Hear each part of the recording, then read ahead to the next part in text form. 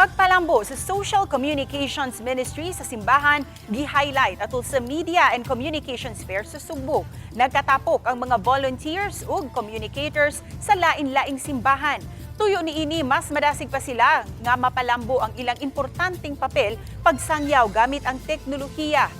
Usa sa mga speakers gikan sa Archdiocese of San Fernando, Pampanga, may pasabot sa mga gihimo nila aron mas mapaduol ang simbahan pinaagi sa social media. Awhag niya sa mga volunteers, mamahimong sentro ang Ginoo sa tanang gipanghimo.